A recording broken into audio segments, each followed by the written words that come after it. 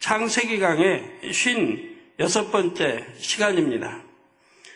지난 시간에는 에덴 동산에서 지구로 내쫓긴 공룡들이 어떻게 변질됐는지를 말씀드렸습니다. 먼저 자신들의 잘못을 뉘우치기보다 억울해했습니다. 어떻게 짐승도 억울해하나요? 이 땅의 짐승과는 구별되는 제2하늘 에덴 동산에 있는 짐승이기 때문에 그렇습니다.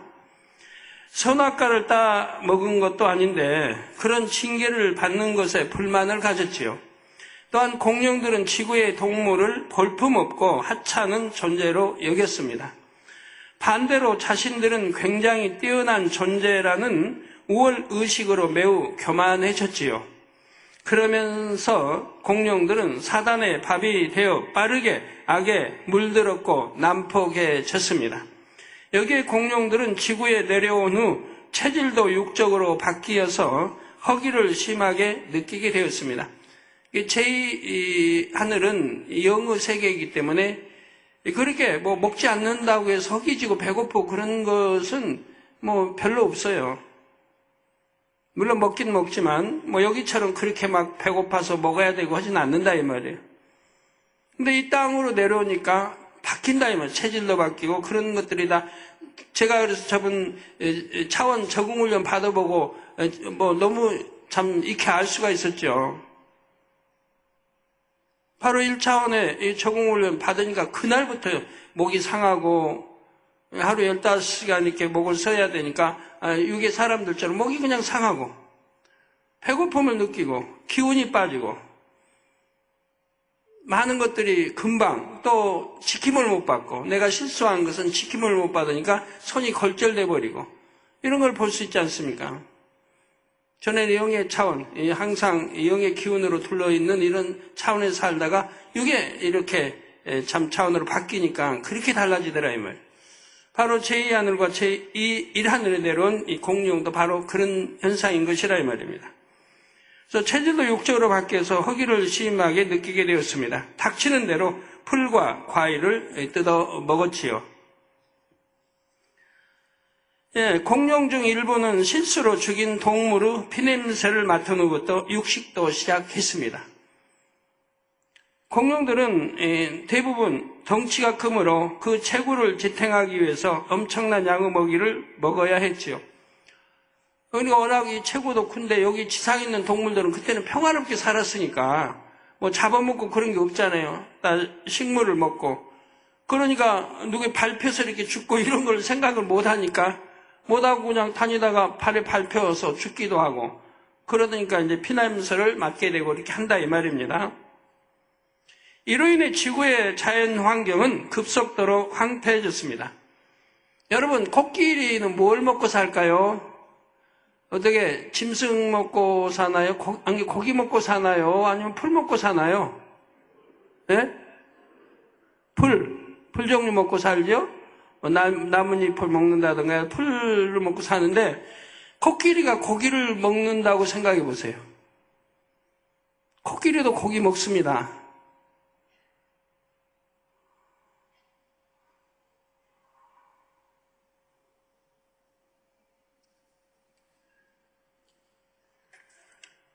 여기 인도에 식인 코끼리가 나타나서 공포에 주민들이 떨었습니다. 17명의 사람을 잡아먹었습니다. 고심 끝에 코끼리들을 몰아내고 17명을 잡아먹은 뒤 사살 됐는데요. 다 안 읽고 간단히 읽어드릴게요. 고심 끝에 코끼리들을 몰아내기로 한 주민들은 사냥용 총으로 코끼리들을 마을에서 쫓아냈고 이 과정에서 어미 코끼리 한 마리가 사살됐다. 그런데 놀랍게도 부검 결과 코끼리의 위에 아직 소화되지 않은 인간 17명의 DNA가 검출되는 등 사람을 잡아먹은 흔적이 발견돼 주민들을 공포에 떨게 했다. 동물학자 데이브 살모니는 이상기후와 폭발적인 인구 증가로 서식지가 파괴되면서 상대적으로 쉬운 먹잇감인 인간을 공격할 수 있다고 추측하고 또 코끼리가 사람들 손에 새끼를 이룬 뒤 인간을 공격하는 식인 코끼리로 돌변했다고 주장하는 사람도 있습니다. 왜 이렇게 참 식인 코끼리로 돌변했는가에 대해서 그 이유는 아직 알지를 못하고 있습니다. 저 초식 동물들인데도 이렇게 이상기후나 어떤 폭발적인 이렇게 코끼리도 그냥 난폭해져 가지고 사람을 죽이는 게 아니고 잡아먹는다 이 말. 무려 17명이나 잡아먹었다. 사살된 장면이 이렇게 나와 있는데요.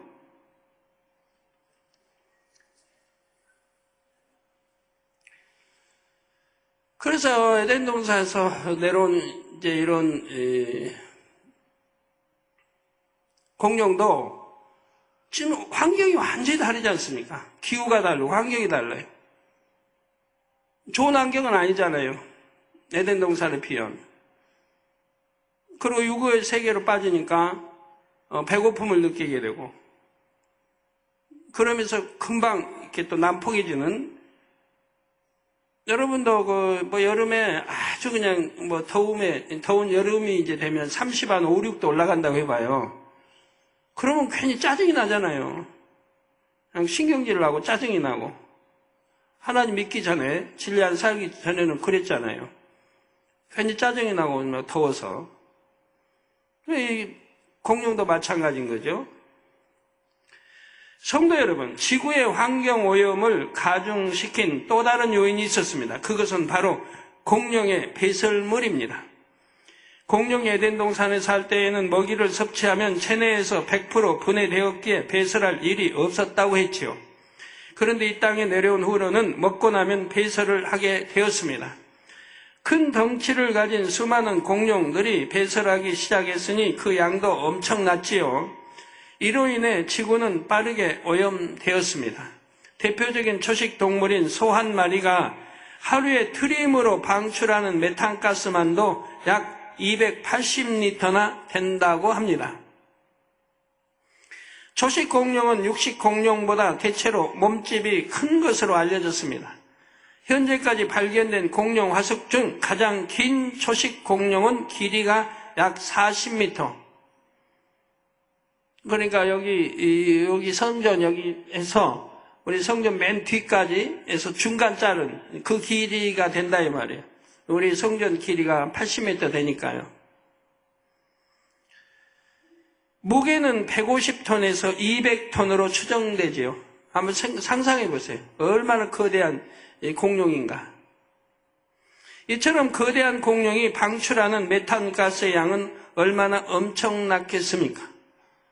이들이 또 배를 채우려고 하면 얼마나 많이 먹어야 되겠습니까?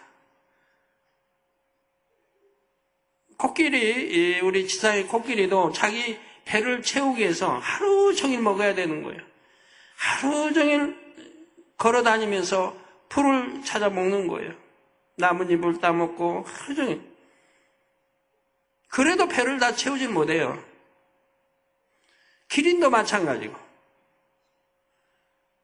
아프리카에 가보면 기린 보면 쉬는 틈이 없어요. 그냥 고개 긴 고개 나무에서 계속 먹고 있는 거예요. 뜯어먹고 있는 거예요. 쉴 틈이 없어요. 그래야 배를 채울 수 있으니까. 이 땅에 소도 그러잖아요, 소도. 소도 이제 들판에 이렇게 넣으면요. 계속 먹고만 있어요. 낮잠 자고 자고 하여튼 쉰다는 시간은 별로 못 봐요. 그저 뜯어먹고만 있는 거지. 트림뿐만 아니라 배설물에서도 메탄가스가 발생합니다.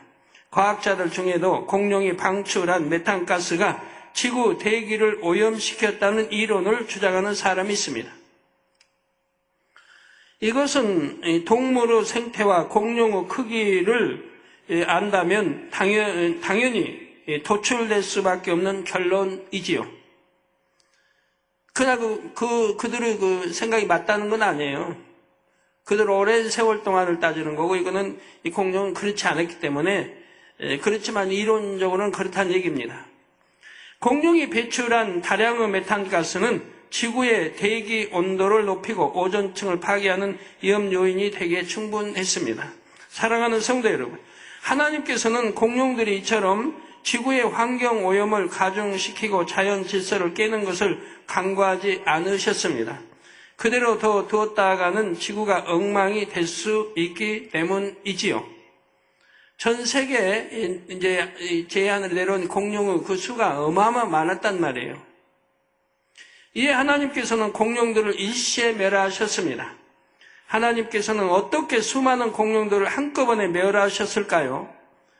바로 둘째 하늘로부터 불을 내려서 모든 공룡을 멸하셨습니다. 창세기 19장 24절 25절에도 하나님께서 하늘에서 불을 내려 심판하신 장면이 나옵니다. 바로 소돔과 고모라를 멸하실 때이지요. 여호와께서 하늘 곧 여호와에게로서 유황과 불을 비같이 소돔과 고모라에 내리사 그 성들과 온 들과 성에 거하는 모든 백성과 땅에 난 것을 다 엎어 멸하셨더라고 했습니다. 이때도 하나님께서 둘째 하늘의 불로 심판하셨지요. 성령의 불은 영안이 열려야 보이지만 둘째 하늘의 불은 영안이 열리지 않아도 보입니다. 이 성령의 불이 아니니까요. 열왕기상 18장 38절에 엘리야가 기도하자 이에 여호와의 불이 내려서 번제물과 나무와 돌과 흙을 태우고 또 도량의 물을 핥은지라 했습니다. 이때 하늘에서 내려온 불도 둘째 하늘의 불이었죠. 하나님이 예비해 놓으신 그 둘째 하늘의 그 불로 이렇게 태우고 소멸시키고 했단 말입니다. 하나님께서 공룡을 멸하실 때도 둘째 하늘의 불을 내리셨습니다. 둘째 하늘의 불을 내리신 데에는 그만한 이유가 있지요. 첫째 하늘의 불로도 공룡을 죽일 수 있습니다. 그런데 모든 공룡을 일시에 소멸할 정도의 불이 일어나려면 세계 곳곳에서 화산 폭발이나 화재가 발생해야 합니다. 그렇게 된다면 공룡뿐만 아니라 다른 동식물도 함께 멸종될 수 있지요. 또한 공룡은 일시에 멸종되지 않을 여지도 있습니다. 공룡은 지구의 흙이 아닌 둘째 하늘 에덴 동산의 흙으로 지어졌다는 사실을 기억하시는지요? 공룡은 둘째 하늘의 흙으로 지어졌을 뿐만 아니라 조성 방식도 둘째 하늘의 법칙을 따랐습니다. 비유를 들면 흑연과 다이아몬드를 조성하는 원소는 둘 다 탄소로 동일합니다. 그러나 조성 방법에 따라서 흑연이 될 수도 있고 다이아몬드가 될 수도 있지요. 이처럼 첫째 하늘과 둘째 하늘에 있는 물질들은 설령 그것을 조성하는 원소가 같다 해도 조성 방식이 다릅니다. 공룡의 조성 방식은 지구 동식물의 조성 방식과 완전 달랐지요. 따라서 공룡이 지구로 내쫓긴 후 체질이 육적으로 변했어도 근본 조성 방식까지 바뀌지 않았습니다.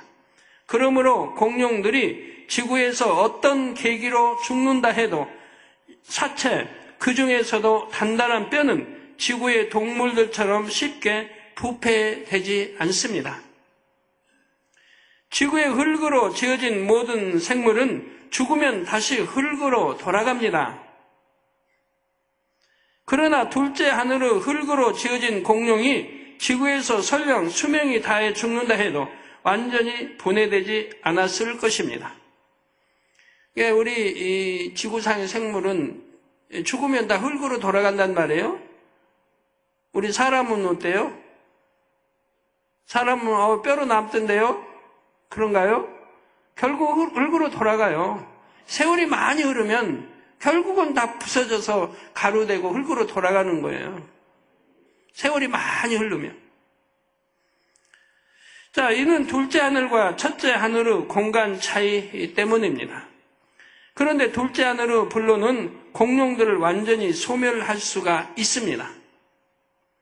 이에 하나님께서는 둘째 하늘의 불을 내려 공룡을 소멸하셨고 그 중에 일부는 화석으로 남겨두셨지요. 둘째 하늘의 불이 이 첫째 하늘의 불보다 얼마나 강력하다는 거 아실 수 있어야 되겠고요. 소돔 고모라도 둘째 하늘의 그 불로 그냥 그렇게 아주 완전히 뒤엎고 해버리신 거예요. 살라버리신 거예요. 흔적도 남지 않게. 그 엘리야 때 불이 이제 핥은 것도 봐요. 물로 그렇게 돌아요. 물로 그렇게 하고 해도 그 불이 그걸 사르잖아요. 이 땅에 불 같으면 그냥 꺼져버릴 텐데, 잘 붙질 않을 텐데.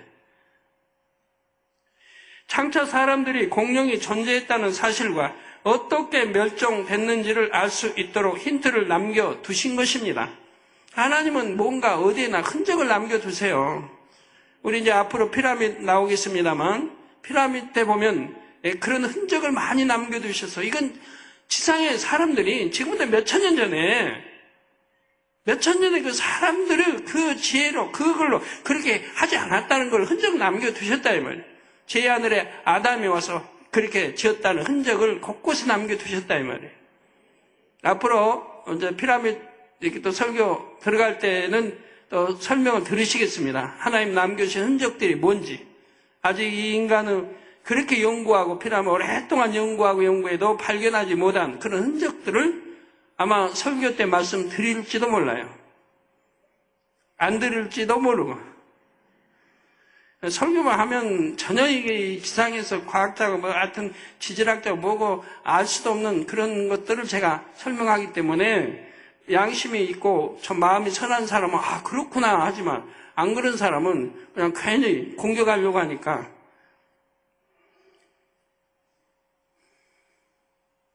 따라서 공룡 화석들에는 공룡이 하늘에서 내린 불에 의해 순식간에 멸종됐다는 증거들이 담겨 있습니다. 첫째 증거는 공룡 화석의 수가 다른 동물 화석의 수보다 훨씬 많다는 점입니다. 일반적으로 화석이 되기 위해서는 생물의 유해가 퇴적물 속에 급히 묻혀야 하고 뼈, 이, 껍질 같은 딱딱한 부분이 있어야 합니다. 금방 썩어버리면 퇴적물 속에 흔적도 남지 않습니다. 만일 생물의 유해가 방부제 역할을 하는 물질에 파묻힌다면 그때는 화석으로 남을 수 있지요.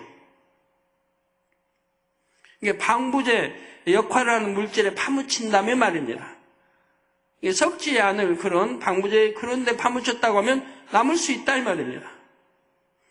시체도 마찬가지입니다.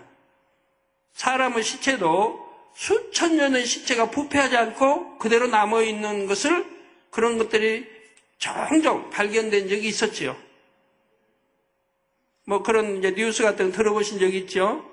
그런 건 그런 방부제 역할은 썩지 아니할 그런 물질 안에 그런 곳에 이렇게 시체가 있었기 때문에 그게 그대로 보존될 수가 있었던 거예요. 부패하지 않도록 돼 있었기 때문에. 자, 예를 들어 얼음, 건조한 공기, 수지, 천연 아스팔트가 방부제 역할을 합니다. 수지는 나무 등의 수액이 굳어진 것으로 이것이 화석화되면 보석의 일종인 호박이 되기도 하지요. 간혹 호박 속에 곤충의 사체가 그대로 보존되어 발견되기도 합니다. 화석이 되는 또 다른 경우는 생물이 순간적으로 고온, 고압의 상태에 놓일 때입니다.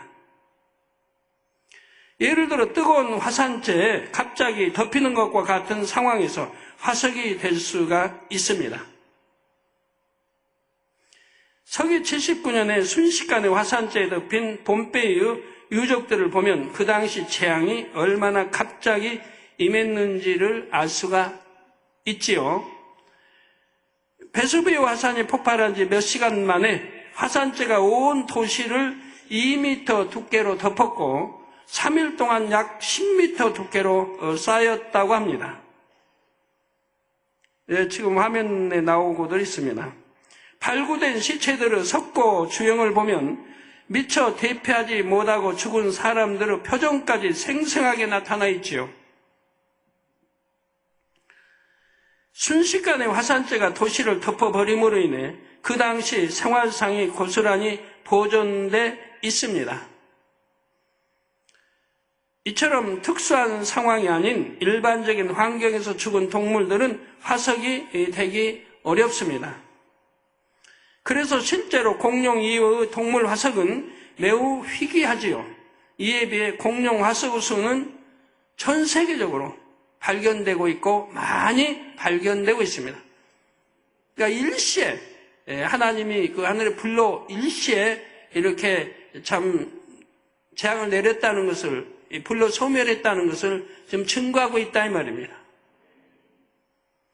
이는 공룡이 갑작스런 불의 심판으로 멸종됐음을 증거합니다. 여러분 박물관에 어디 가면 옛날로 완전히 사자의 화석이나 코끼리 화석이나 그런 거 보셨나요? 아마 힘들 거예요. 난 들어도 못 봤으니까. 그러나 공룡 화석은 나라마다 가보면 공룡 화석은 볼 수가 있죠. 많은 나라에. 공룡들이 하늘에서 내린 불로 인해 순식간에 멸종됐음을 나타내는 둘째 증거는 공룡의 알과 발자국 화석들입니다. 우리나라에는 세계적인 공룡알 화석, 공룡 발자국, 화석 산지가 여러 군데 있지요. 공룡알 화석, 공룡 발자국, 저기 공룡 발자국 화석이 나오고 있습니다.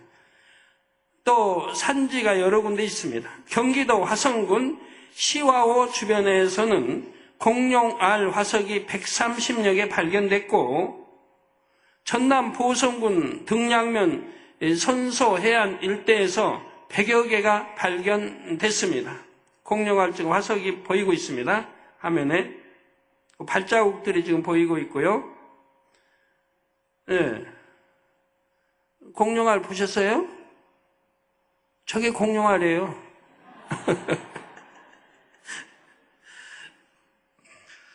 또한 전남 해남 우왕리에서는 익룡으로서는 세계 최대 발 크기의 발자국 화석 443점과 세계적으로 정교한 공룡 발자국 230여 점이 발견되었습니다.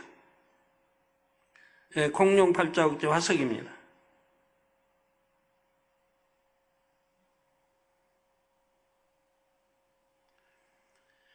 이와 함께 전남 여수시 화정면 5개 섬에서 총 3,546점의 공룡 발자국 화석이 발견되었지요. 갑작스런 불의 심판이 아니었다면 공룡 알들은 형태가 보존되기 어려웠을 것입니다. 어떻게 그 공룡 알의 형태가 보존이 되겠어요? 이렇게 갑자기 이런 불의 이런 소멸이 아니었다고 한다면, 그러면 달걀이든 어떤 새알이든 타조든 하여튼 그런 것들이 그게 화석으로 해서 발견되기 있을까요? 쉽지 않습니다. 알은 외부 자극에 깨지기 쉽지요. 그런데 수많은 공룡알들이 형태가 그대로 보존된 채 화석이 됐다는 것은 그 당시 임한 재앙이 매우 갑작스러운 것이었음을 알려줍니다. 공룡의 발자국이 화석으로 남은 것도 불의 심판의 증거입니다. 발자국이 또렷이 남으려면 그 땅은 굳은 상태가 아니라 진흙처럼 무른 상태여야 합니다. 단단하면 발자국이 남을 수가 없잖아요. 그처럼 무른 상태의 흙에 찍힌 자국은 다시 사라지기도 쉽지요. 그런데 뜨거운 불이 내려 순식간에 흙을 구워버리면 찍힌 자국이 그대로 보존될 수 있습니다. 이해가 되십니까? 단단한 데는 발자국이 남을 수가 없어요. 물은 이런 발자국이 남았는데 또 세월이 좀 지나봐요. 그럼 다 흩어져 버리죠. 그 발자국 없어져 버리죠. 비가 오지요. 바람 불지요. 또 추나추동 얕은 지나지요. 그럼 다 흩어져 버리죠. 그 발자국이 남을 리가 있어요? 세월이 또 수십 년, 수백 년 지난다고 하면.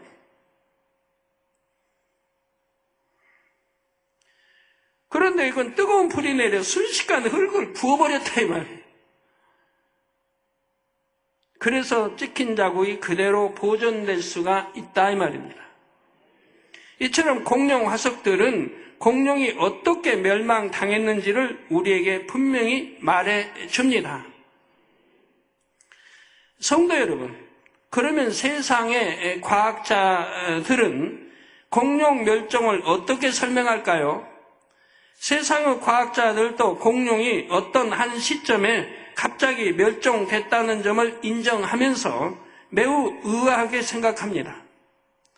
일반적으로 어떤 동물의 멸종은 일정한 기간 동안 천천히 진행되지요. 개체수가 점점 줄어들다가 결국 사라지고 마는 것입니다. 그래서 우리나라에도 세계 곳곳에 그래서 개체수가 사라지는 것은 나라에서 보존하게 하고 사냥도 못하게 하고 만약에 사냥에 죽인다면 거기에 대한 또 제어벌을 받게 되잖아요. 그런데 공룡은 종류도 다양하고 개체수도 많았는데 거의 일시에 사라져버렸지요. 참고로 전 세계적으로 지금까지 발견된 공룡 화석의 종류는 1000여 종이 넘습니다. 이렇게 많은 종류의 수많은 공룡들이 일시에 멸종되었기에 그 원인에 대해서도 의견이 분분하지요. 어떤 사람은 갑작스런 기후변화 때문이라고 하고 어떤 사람은 바이러스에 의한 것이라고 합니다. 또 외계 별의 폭발로 인한 방사선 때문이라고 주장하는 사람도 있습니다. 그러나 그 어떤 주장도 구체적인 증거를 제시하지 못하고 있어서 충분한 설득력을 갖추지 못했지요. 이런 가운데 비교적 최근에 등장한 것이 바로 운석 충돌에 의한 공룡 멸종설입니다. 커다란 운석이 나라와 지구에 충돌하면서 지구에 엄청난 변화가 일어났고 이로 인해 공룡이 멸종했다는 주장이지요. 만일 직경 10km의 운석이 지구에 충돌하면 그 위력은 히로시마에 투하된 원자 폭탄의 50억 배에 달한다고 합니다. 50배가 아니고 50억 배에 달한다 이 말입니다. 이게 어마어마하지 않습니까? 또 이것은 냉전 시대에 미국과 구소련이 보유했던 2만 5천 개의 핵폭탄을 일시에 터뜨렸을 때보다도 1만 배 가까운 위력을 나타낸다고 하죠. 이거 어마어마하잖아요. 직경 10km 운석이 지구에 충돌했을 때 말입니다. 직접 실험해 본 것은 아니지만 계산했을 때의 수치상으로는 그렇습니다. 바로 이러한 위력을 가진 운석 충돌이 있었고 이로 인해 지구 곳곳에서는 화재와 화산 폭발이 일어났다는 것입니다. 그 결과 급격한 기후 변화가 나타났지요. 이전까지는 온난한 기후에서 살던 공룡들은 갑자기 찾아온 추운 날씨로 인해 환경에 적응하지 못했습니다. 식량도 고갈되어 결국 멸종하게 되었지요. 이것이 운석 충돌에 의한 공룡 멸종설입니다. 이러한 주장을 뒷받침하는 증거로 중생대와 신생대 지층 사이에 있는 특별한 지층을 제시하였습니다. 이 지층은 공룡들이 멸종한 때로 추정되는 중생대 말기에 지구상에 큰 변화가 있었음을 나타내 주지요. 이 지층에는 이리듐이라는 원소가 다량 함유되어 있습니다. 이리듐은 주로 운석이나 화산재에 많이 함유되어 있는 성분입니다. 이 이리듐이 지구 전 지역에 분포된 약 2cm 두께의 붉은 점토층에서 발견되고 있지요. 이는 곧 이 시기에 지구상의 운석이나 화산 폭발에 의한 커다란 변화가 전 세계적으로 발생했다는 증거라는 것입니다. 그래서 과학자들은 이 증거를 토대로 운석 충돌에 의한 공룡 멸종설을 주장하지요. 그런데 공룡 멸종 이론도 시간이 지남에 따라 수정되었습니다. 처음에는 한 개의 소행성이 지구와 충돌했을 것이라고 가정했습니다. 1990년대에 들어와서는 한 개가 아니라 여러 개의 운석이 한꺼번에 충돌했다는 견해가 제기됐지요. 이것은 세계적인 지구화학자인 데이빗 칼리슬 박사가 그의 저서에서 밝힌 내용입니다. 둘째 하늘에서 불이 내렸다는 사실을 상상하지 못하는 과학자들은 그 불의 실체를 여러 개의 운석이라고 생각하는 것이지요. 과학이 발달할수록 점점 더 진실에 가까운 연구 결과가 발표되고 있습니다. 그렇지만 운석 충돌에 의한 공룡 멸종설에도 의문이 따릅니다.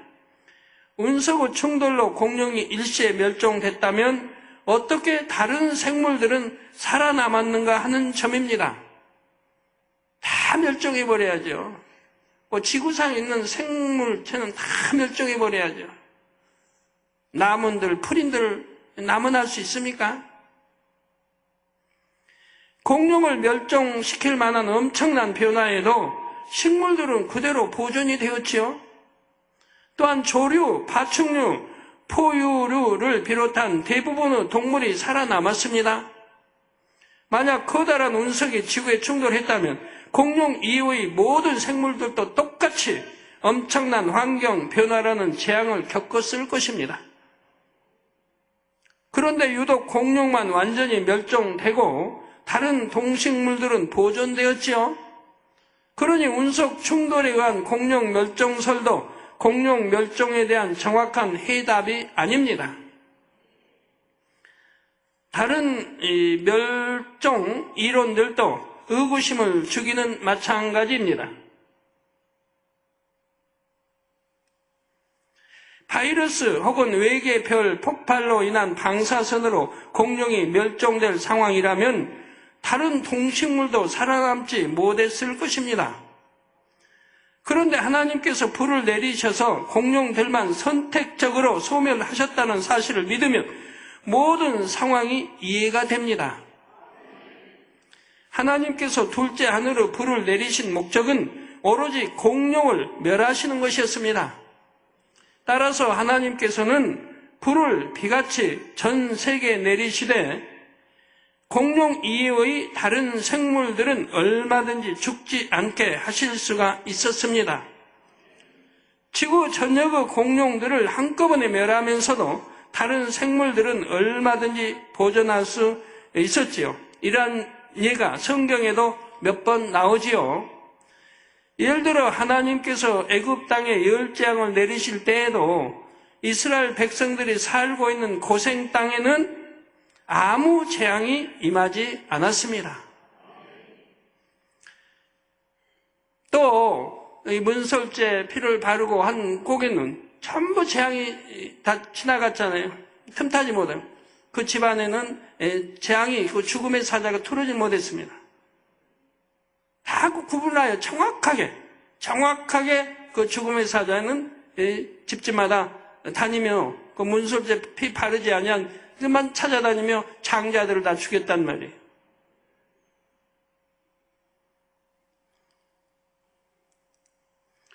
또 사사기 6장에 기드온이 하나님의 뜻을 확인하기 위해 기도하자 하나님께서 두 가지 표적을 베풀어 주십니다. 먼저 기드온이 양털 한 뭉치를 취하여 그것을 타작마당에 두고 하룻밤을 지냈습니다. 아침에 일어나 보니 양털에는 이슬이 흠뻑 스며 있었으나 그 주변의 땅은 말라 있었지요. 다음 날은 그 반대가 되었습니다. 이처럼 하나님께서 공룡을 멸하시기 위해 둘째 하늘의 불을 내리실 때도 공룡만 선택적으로 멸하시고 다른 동식물은 구별해서 보존하셨습니다. 다만 둘째 하늘의 불이 내렸던 지층은 성분이 독특하게 변질되었습니다. 바로 과학자들이 발견한 이리듐이라는 성분을 다량 포함한 지층이 그렇게 형성되었지요. 그런데 과학자들은 공룡이 멸종된 시점을 지층에서 이리듐 성분이 다량 검출되니까 그것을 공룡의 멸종과 연결지어 운석 충돌설을 생각해 낸 것입니다. 그러나 중생대와 신생대 사이의 지층에서 다량 발견되는 이리듐은 운석 충돌의 증거가 아니라 둘째 하늘의 불이 내린 증거임을 알아야 하겠습니다. 이처럼 운석 충돌설로는 설명되지 않는 부분도 하나님의 말씀으로는 시원하게 설명이 됩니다. 또한 하나님께서 설명해 주신 것이 얼마나 논리적이고 타당한지요. 과학에서 미처 설명할 수 없고 또 생각조차 할 수 없는 사실들도 하나님께서 설명해 주시면 이렇게 딱딱 짝이 맞으며 설명이 됩니다. 딱딱 짝이 맞아야 되는 거예요. 자, 한번 보세요. 하나님이 공룡 제야 내리에서 지구 곳곳에 흩어져 놨다. 동남아시아만 아니에요. 아프리카만 아니에요. 중남미만 아니에요. 전 세계 흩어져 놨다 이 말이에요.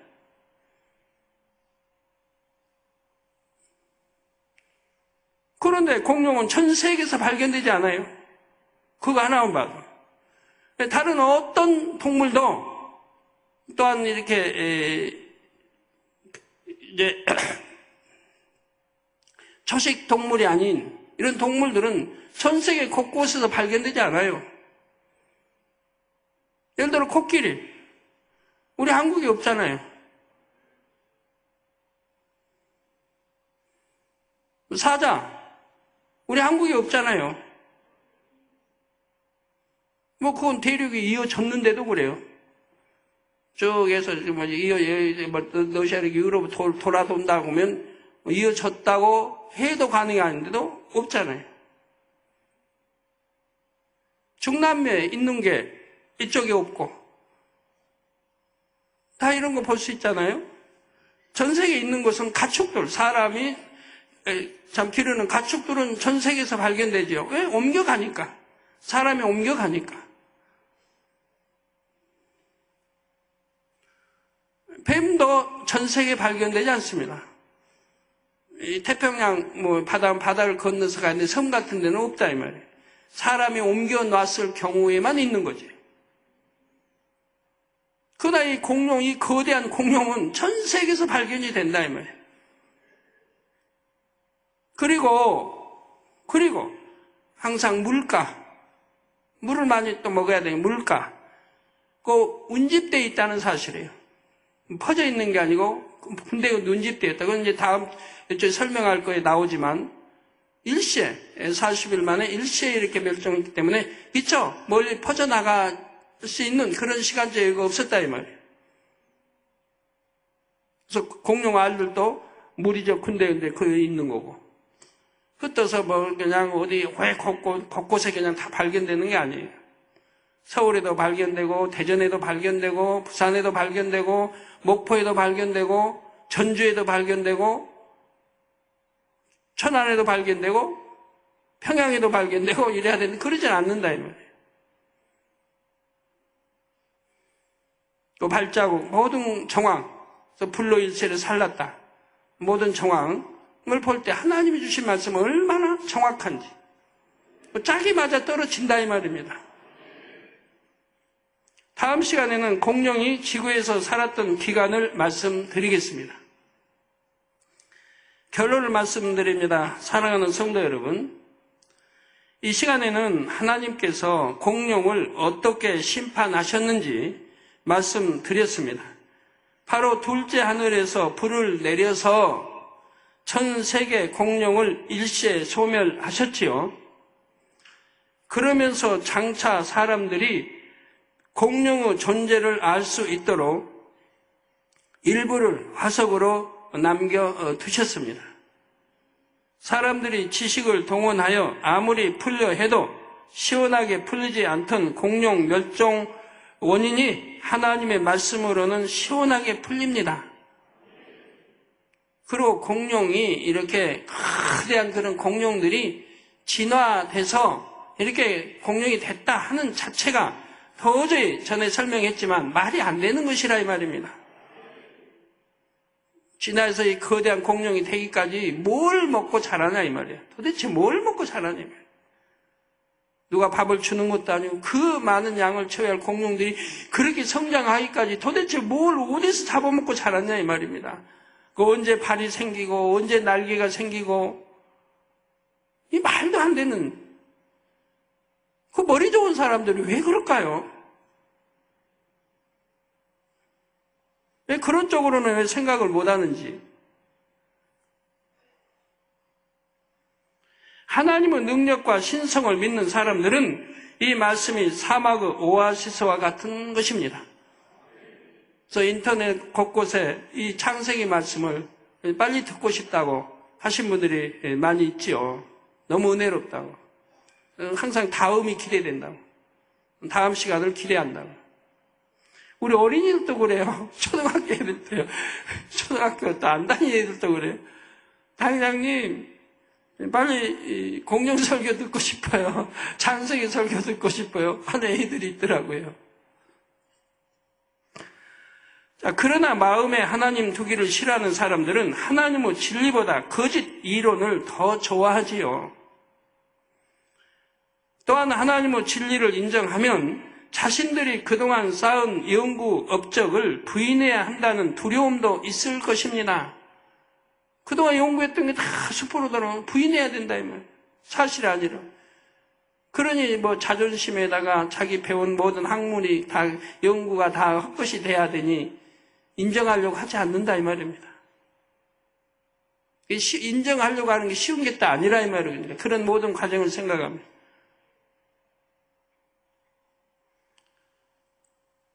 그런데 아버지 하나님께서는 이 마지막 때 그러한 지식인들을 포함하여 어떤 부류의 사람이든지 모두에게 구원의 기회를 주십니다. 바로 폭발적인 권능의 역사를 나타내심으로 살아계신 하나님, 창조주 하나님을 인정할 수밖에 없는 증거들을 보여주시지요. 여러분 오늘 매거진 간증도 보세요.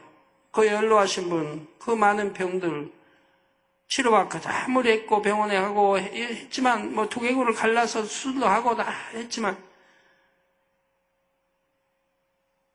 낫지 못하던 병들 우리 하나님은 금방 그렇게 깨끗하게 역사해 주시잖아요.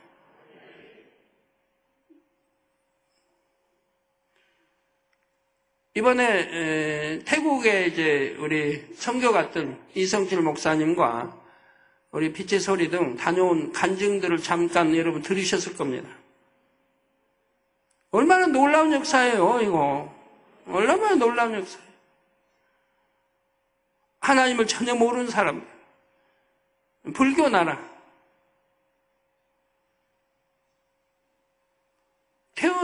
태어나서부터 벙어리 되고, 귀 머거리 되고, 전혀 듣지 못하고 말하지 못하고, 그 8살 먹은 아이. 기도 한 번 받고, 말을 하게 되고 듣게 된다, 이 말입니다. 얼마나 놀라운 역사들이에요. 뭐, 폐혈증인가 뭐로, 뭐, 장례 준비하라고 하는. 이런 사람 기도받고, 저렇게 퇴원해서, 이제는 말도 하고, 먹고, 저렇게, 변화됐지 않아요. 2, 3일 있으면 죽어야 할 사람, 장례해야 할 사람. 나고 하나님을 찾고 뭐 했던 것도 아니잖아요. 참 얼마나 놀라운 역사입니까? 거의 저런 일이 뭐 수도 없이 일어나는 거 아니에요? 뭐 간증 듣기로는 뭐 100%가 치료받았다고 그래요. 100%가. 내가 직접 확인은 못 해봤는데, 하여튼, 보고에 가면 100% 치료를 받았다고. 하나님도 찾지 않는 사람들, 예수가 누군지도 모르는 사람들이에요. 그런데 이렇게 놀랍게 성령의 폭발로 이제 이렇게 시작이 되고 있지 않습니까?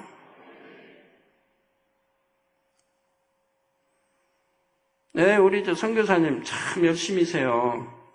참 얼마나 감사한지. 저렇게 선교하면 정말 하나님 사랑하고 영혼을 사랑하고 뜨겁게 부부가 달려갑니다. 그러니까 얼마 되지 않아서 그 많은 또 지교와 협력회가 생기지 않습니까? 뭐 저렇게 역사되지 않습니까? 방송의 길도 열리고.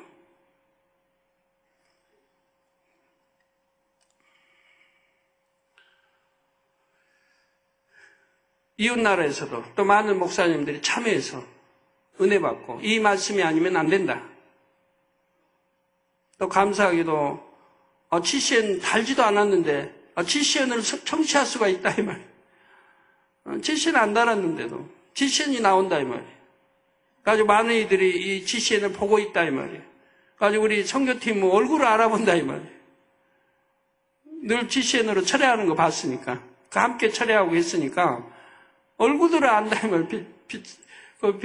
빛의 소리 여기는 단에도 많이 쓴 것 같지 않은데 새로 들어온 자매들도 가고 했는데도 얼굴을 알아봐요. 그만큼 GCN을 많이 시청했다는 얘기 아니에요. 단일철에도 함께 했고.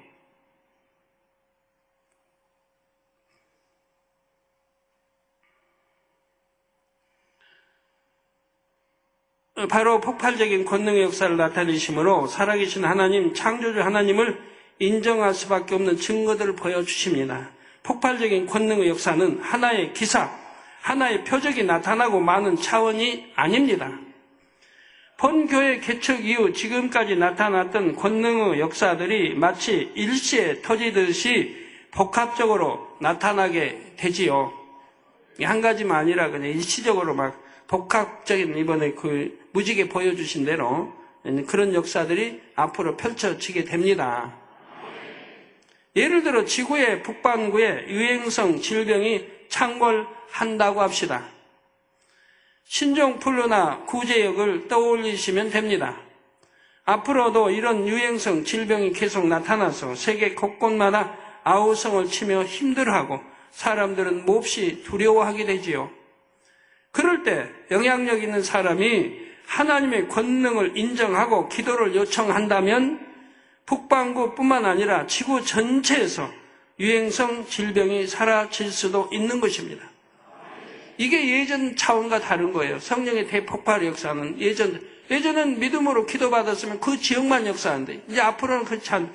그만큼 세계에서 인정할 수 있는 인물이 어느 한 미국에서 기도 요청을 했다고 하면 미국뿐이 아니라 전 세계 그런 역사를 일으킨다 이 말이에요. 왜?